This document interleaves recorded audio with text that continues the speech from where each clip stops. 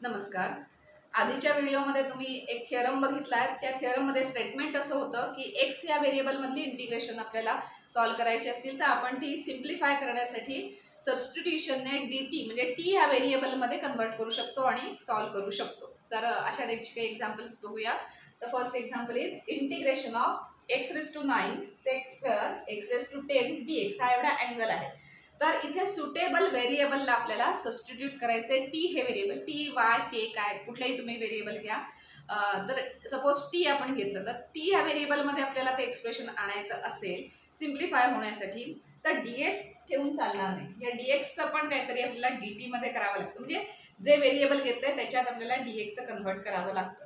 So suitable व्हेरिएबललाच तुम्ही T हे substitution करा. नाही तर असं वाटतं कधी कधी की खूप मोठं व्हेरिएबल कुठलं आहे त्याच्यातलं हां हे एवढं सगळं मोठं व्हेरिएबल आहे, त्याला सरळ सगळ्याला टी सबस्टिट्यूट करून टाकू.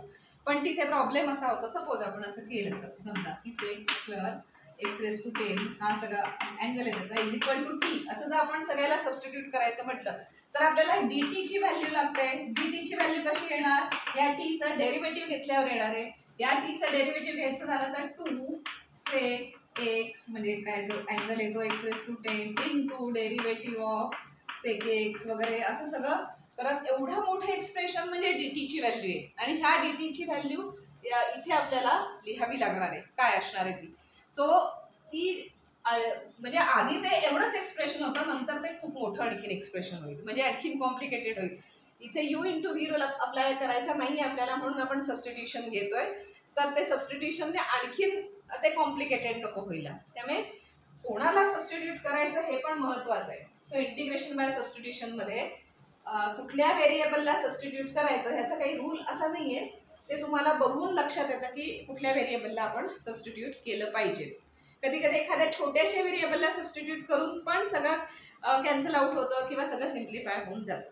आता हे कसं लक्षात येईल तर खूप एक्झाम्पल सॉल्व्ह केल्यावर तुमच्याही लक्षात येईल की कुठल्या व्हेरिएबलला सबस्टिट्यूट करायचं. कॅल्क्युलसमध्ये हेच आहे की नुसती मेथड माहिती असून चालत नाही, कारण एकाच मेथडमध्ये सुद्धा वेगवेगळ्या टाईपचे एक्झाम्पल्स असतात. प्रत्येक एक्झाम्पल वेगळं असतं. त्यामुळे जेवढी जास्त एक्झाम्पल तुम्ही सॉल्व्ह कराल तेवढी तुम्हाला प्रॅक्टिस होईल आणि पटापट तुम्हाला सॉल्व्ह करता येईल. सो इथे आपण ह्या सगळ्या व्हेरिएबलला न घेता सपोज x⁻10 ला जर सबस्टिट्यूट केली, बघूया आपण काय होतं ते. सपोज x⁻10 ला काहीतरी टी म्हटलं तर आता आपल्याला dt काढायचं आहे. dt काढायचं म्हणजे ह्याचं डेरिव्हेटिव्ह घ्यायचं असतं. सो सबस्टिट्यूट केली म्हणजे आता x मध्ये dx ठेवून चालायचं नाही, dt मध्ये करायला हवं. तर ह्याचं डेरिव्हेटिव्ह घ्यायचं आलं तर आता सोपं आहे ना. Derivative of this 10 x⁻9 dx, कारण dx येणार आहे ना, याचं डेरिव्हेटिव्ह आपण काढतोय. सो इज इक्वल टू काय होणार आहे dt. सो आता काय काय व्हॅल्यू आहेत जिथे आपण dt रिप्लेस करू शकतो. तर x⁻9 dx 10 नसेल तर इथे आपण इकडे आणू इथे 10.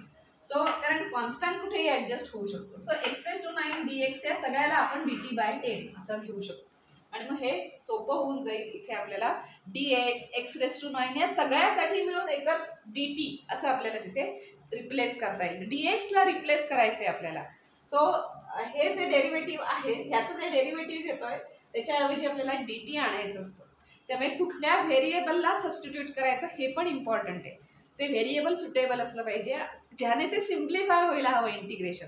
उगाच खूप मोठ्या व्हेरिएबलला सबस्टिट्यूट करून टाकलं असं चालणार नाही. कारण एक लक्षात ठेवा की सबस्टिट्यूशन करायचे म्हणजे एक सत्ता सगळे निघून जाणार आहे, वेगळा व्हेरिएबल येणार आहे. जर डिफरंट व्हेरिएबल येणार असेल तर dt पण असला पाहिजे, म्हणजे वेगळ्याच डेरिव्हेटिव्ह पण असलं पाहिजे. सो जे व्हेरिएबल तुम्ही सबस्टिट्यूट करता त्याचा आठवणीने इथे डेरिव्हेटिव्ह घ्यायचं आणि मग ह्या सगळ्यांची जी व्हॅल्यू आहे ती dt ने रिप्लेस करायची तिथे आणि मग ते तुम्हाला सिम्पल होईल. काही ठिकाणी u इंटू व्ही रूल टाईपमध्ये असतात फंक्शन्स, पण सबस्टिट्यूशनने काम होत नाही किंवा सबस्टिट्यूशन तिथे जमत नाही. मग अशा वेळेला सरळ u.v रूल अप्लाय करायचा आणि इंटिग्रेशन घ्यायचं. इथे पॉसिबल दिसतंय म्हणून आपण सबस्टिट्यूट करणार. So put x⁻10 is equal to some t. t म्हणा p q r कुठल्याही व्हेरिएबलचं हे घ्या नोटेशन घ्या तुम्ही. x⁻10 is equal to t. मग आता dt काढायचं आहे, ह्याला डेरिव्हेटिव्ह घ्यायला लागेल. Therefore 10 x⁻9 dx is equal to काय होणार आहे dt. सो त्याचा variable with respect to x त्याचा व्हेरिएबल घ्यावा लागला, sorry with respect to t ना, त्याचा डेरिव्हेटिव्ह घ्यायला लागणार आहे. सो हे dx पण त्याला इथे येणार आहे, कारण ह्याचा आपण with respect to t variable sorry derivative घेतोय. सो 10x⁹ इंटू कुठला आहे x, therefore dx is equal to काय आम्हाला टीचं डेरिव्हेटिव्ह काय असतं dt. तर हे मिळालं आपल्याला. आता याच्या हे जे सगळं इथे या एक्सप्रेशन मध्ये दिसतंय त्याच्याऐवजी आपण dt असं म्हणू शकतो. तर नसेल 10 इथे दिसत नाहीये ते मी इथे ऍडजस्ट करू, देअरफॉर आपण असं म्हणू की x⁹ dx is equal to dt/10. So हे एक्सप्रेशन जिथे आहे तिथे आपण dt/10 असं सबस्टिट्यूट करू शकतो, आणि जिथे x⁻10 आहे तिथे t सबस्टिट्यूट करू शकतो. देअरफॉर इंटिग्रेशन बिकम्स x⁻9 आणि dx या सगळ्यासाठी हे घालायचे dt/10, आणि इथे काय झालं sec स्क्वेअर x⁻10 चे इथे t इंटू हे आलं dt/10. dt/10 का, कारण x⁻9 dx या सगळ्यासाठी हे एक्सप्रेशन आलेलं आहे म्हणून आपण ती सबस्टिट्यूट केली होती. आता सिंपल झालं 1/10 बाहेर घेऊ शकतो. sec स्क्वेअर t चं काय इंटिग्रेशन सिंपल आहे, काढू शकता तुम्ही. So 1/10 into integration of sec square t d. हे कोणाचं इंटिग्रेशन, सॉरी ह्याचं इंटिग्रेशन काय आहे tan x ना, म्हणजे tan t असं येणार, कारण tan चं डेरिव्हेटिव्ह sec स्क्वेअर आहे. That implies 1/10 into tan t plus c. आता इंटिग्रेशन काढून झालं, सगळं आपलं प्रॉब्लेम ऑलमोस्ट इथे संपलेला आहे. पण आता काय राहिलंय फक्त की कोणत्या व्हेरिएबलने सुरुवात केली ती x या व्हेरिएबल मधलं एक्झाम्पल होतं, आणि आन्सर t या व्हेरिएबल मधलं आलं, म्हणजे हे काय बरोबर दिसत नाही. सो टीच्या तिथे जी काही व्हॅल्यू होती आधीची सबस्टिट्यूट केली ती फक्त पुन्हा एकदा सबस्टिट्यूट करायची. That implies 1/10 into tan of angle येणार x⁻10 प्लस c. सो जिथे जिथे आता टी आलेला आहे तिथे तिथे एक्स या फॉर्म मधली व्हॅल्यू तिथे सबस्टिट्यूट करायची आणि रिराईट करायचं आन्सर की तुमचं हे आन्सर आलं. अदरवाईज तुम्ही u इंटू v या रूलने सुद्धा त्याचं मल्टिप्लिकेशन करू शकता.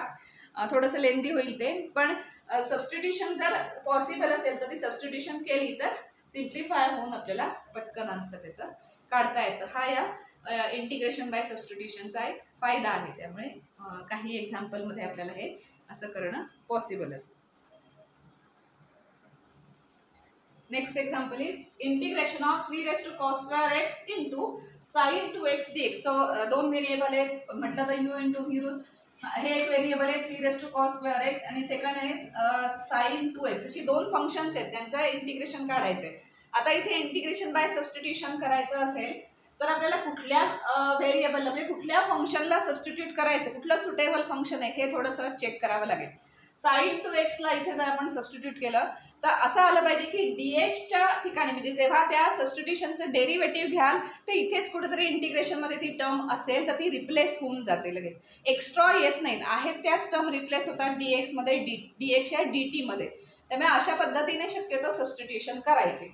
त्यामुळे sin 2x ला केलं तर चालणार नाही, कारण sin 2x चं डेरिव्हेटिव्ह काय येणार cos 2x इंटू 2 वगैरे असं. आता cos 2x पण टर्म तिथे दिसत नाही, 2 ऍडजस्ट होतात, म्हणजे हे किती येऊ देत कॉन्स्टंट रिअल नंबर्स किती कसेही येऊ देत ते ऍडजस्ट करता येतात.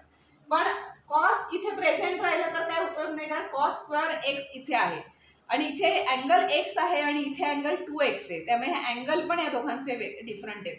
त्यामुळे आपण cos स्क्वेअर x ला सबस्टिट्यूशन करून बघूया, कदाचित ती सबस्टिट्यूशन आपल्याला जास्त सुटेबल होईल.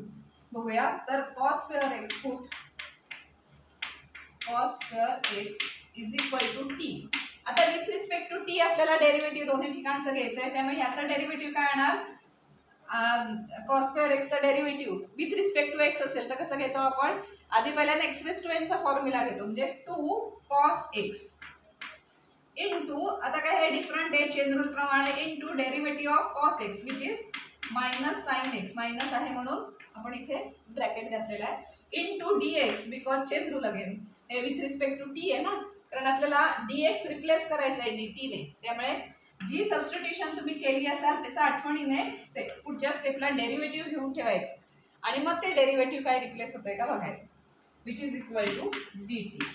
सो dtच्या रिप्लेसमेंटमध्ये काय काय आलंय बघूया. दॅट इम्प्लाइज मायनस साईन बाहेर घेऊया, -2 sin x cos x sine आधी लिहितो कॉस, कुठलंही कॉस एक्स साईन एक्स कसं लिहिलं तरी चालेल, मल्टिप्लिकेशनचे dx is equal to d. So टीच्या इथे आपण म्हणजे कॉस स्क्वेअर एक्सच्या इथे टी सबस्टिट्यूट करणार आणि जर कुठे 2 sin x cos x असेल तर तिथे आपण dt ने रिप्लेस करू शकतो. पण हे तिथे दिसतंय का, कारण नाही तर मग हे उगाच एक्सप्रेशन आणखीन एक्स्ट्रा होईल. ते रिप्लेस करायला जास्त सोपं. हे दिसतंय का ते बघूया आपण. sin 2x म्हणजे काय असतं, sin 2x is 2 sin x cos x. So आपण dt आता हे 2 sin x cos x च्या इथे आपण काय व्हॅल्यू घालू शकतो, मायनस साइन तसंच राहील. That implies minus 2 sin x cos x means काय होतं sin 2x. फॉर्म्युला आठवा, डबल अँगलचे dx is equal to dt.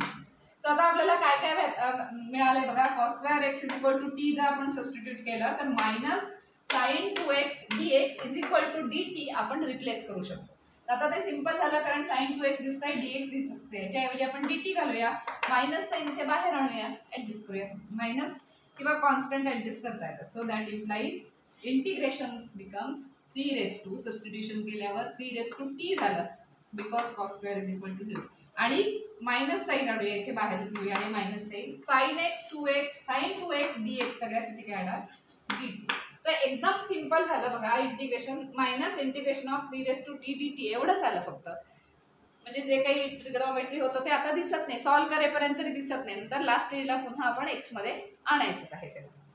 So याचं इंटिग्रेशन सोपं आहे. सो मायनस 3 raised to हे काय असतं a raised to x सारखं झालं ना. So 3 raised to t upon log 3. हा फॉर्म्युला आठवा, a raised to x dx a raised to x upon log a plus c अर्थात प्लस c. आता सगळा आन्सर तर आलेला आहे, पण हे आन्सर कशात आलाय तर टी मध्ये आलंय आन्सर. टी मध्ये आपण ठेवत नाही, आन्सर एक्स मध्ये आणतो. मग टीच्या इथे काय आहे तर cos स्क्वेअर एक्स आहे.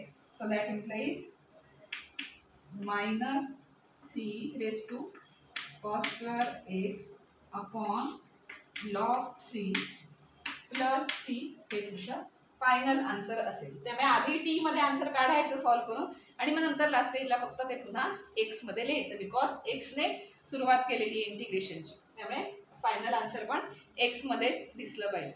सो अशा पद्धतीने सुटेबल व्हेरिएबलला जर तुम्ही इथे सबस्टिट्यूशन करू शकला, ज्यामुळे हा dt जो येतो हा dt रिप्लेस करताना ह्या ज्या टर्म्स आहेत त्या इथेच अवेलेबल असतील तर त्या टर्म्स सगळ्या कॅन्सल होतात आणि त्याच्या इथे dt ने त्या रिप्लेस होतात आणि मग इंटिग्रेशन जास्त इझी होतं आणि मग ते आपण पुढे सॉल्व्ह करू शकतो. काही वेळेला हे इंटिग्रेशन बाय सबस्टिट्यूशन पण पॉसिबल नसतं, कुठल्याच व्हेरिएबलला नेट सबस्टिट्यूट करून असं आपल्याला dt असं सिम्प्लिफाईड फॉर्ममध्ये आणता येत नाही. अशा वेळेला तुम्हाला u.v हा रूल अप्लाय करावाच लागतो आणि मग काही ठिकाणी आपल्याला u.v रूलने सुद्धा ही एक्झाम्पल्स सॉल्व्ह करता येतात.